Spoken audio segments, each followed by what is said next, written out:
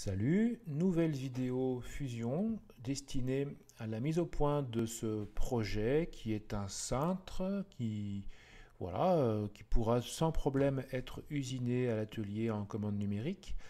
Les objectifs de cette vidéo sont les suivants. Donc, créer un sketch et aborder des notions plus rigoureuses de conception de travail avec des contraintes dimensionnelles, des contraintes géométriques, la création d'axes de construction et puis de notions de symétrie que nous aborderons dans cette vidéo.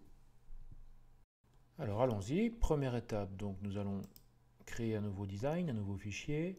Tout de suite, File, Save, et nous allons enregistrer ce travail dans un dossier que je vous invite à appeler Projet Cintre.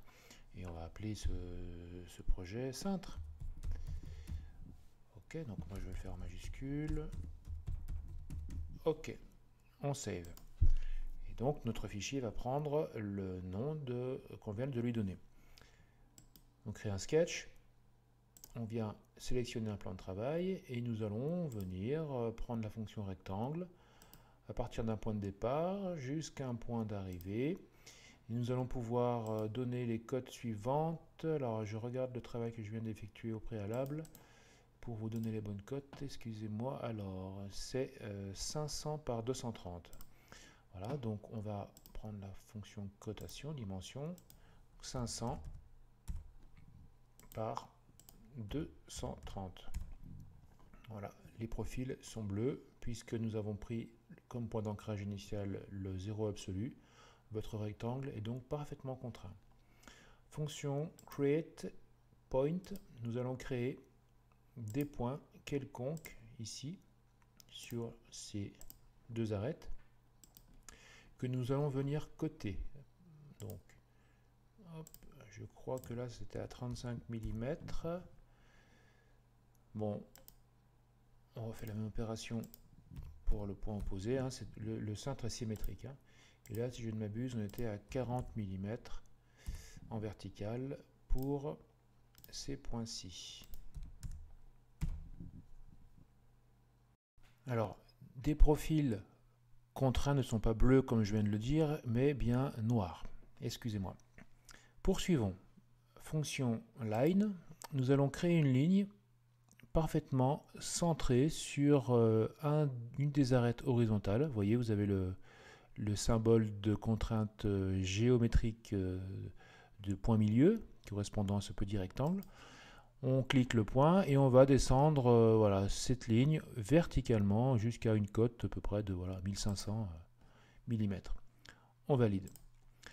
Nous allons maintenant sortir de toutes les fonctions en appuyant sur la touche échappe.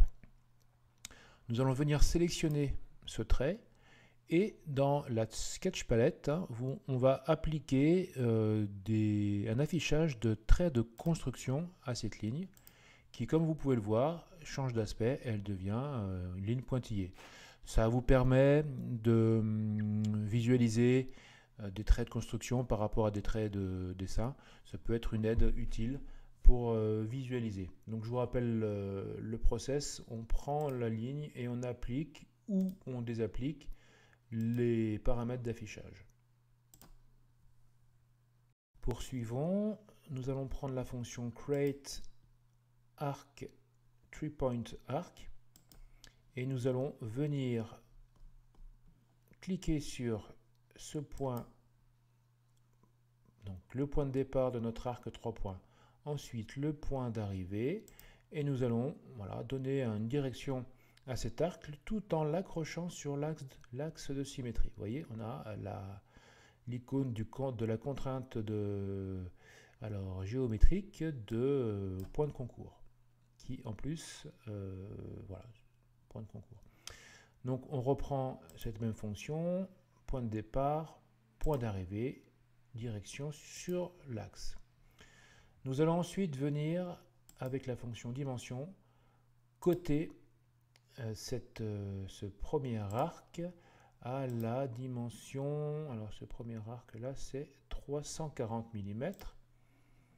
Donc double-clic dessus, 340. Vous voyez que comme l'arc qu'on a créé est associé à la ligne verticale, notre point de centre est également associé. Et le deuxième arc extérieur a un rayon de 550 mm. Allons-y. Dimension, arc. Je pose ma cote, 550 mm. Mes deux profils sont parfaitement contraints en géométrie et en dimension puisqu'ils ont une couleur noire. Poursuivons avec la fonction cercle, alors center diameter circle. Voilà, je viens poser quelque part par là mon point de centre et je viens voilà, simplement lui donner une fin sans le côté. Et ensuite, ça va se jouer avec les contraintes géométriques de tangence. On prend la fonction tangence ici et on vient dire à notre cercle qui va devenir tangent à cette ligne. Le symbole de la tangente s'affiche. Petit conseil, utilisez toujours en premier lieu, sélectionnez toujours je vais y arriver, la forme qui doit bouger.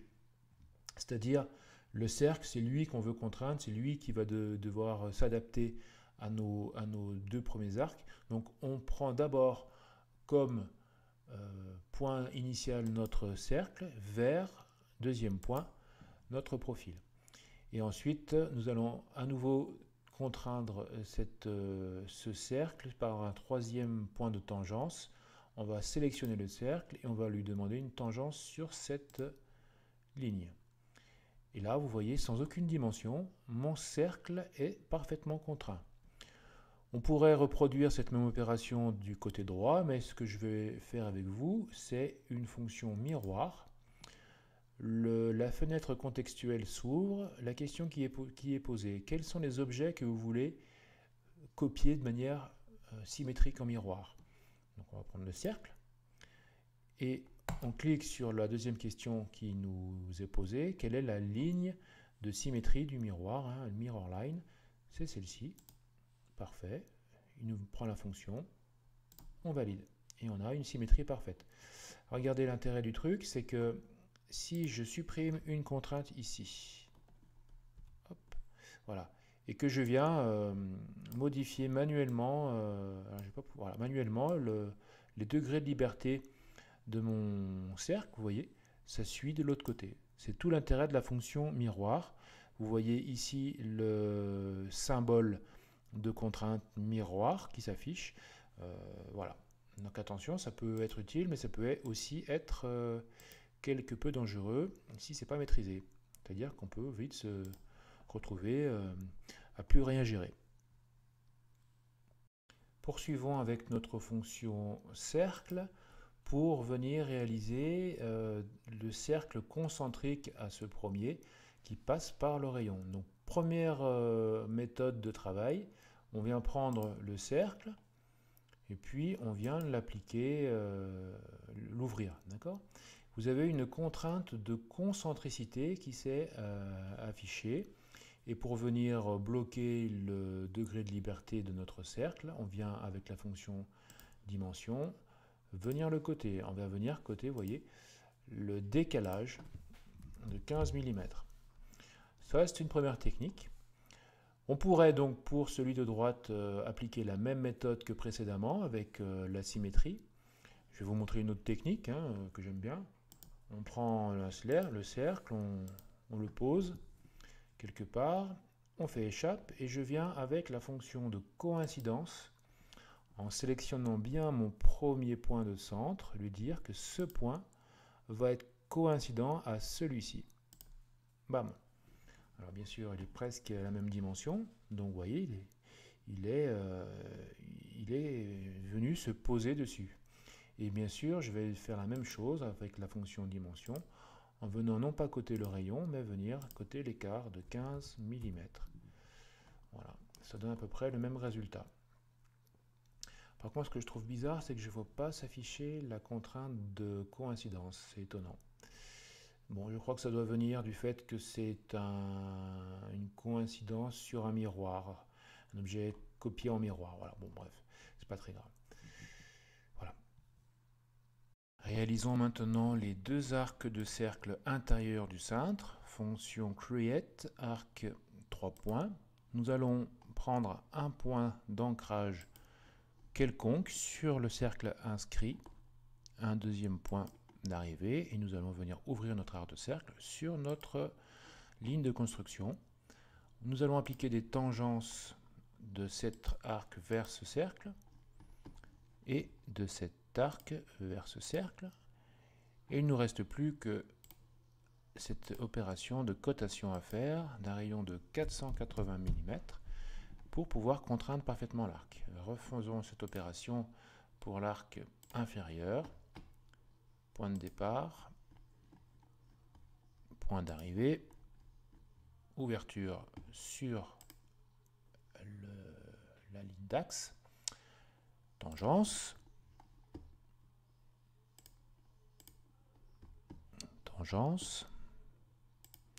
et cotation rayon à 380 mm.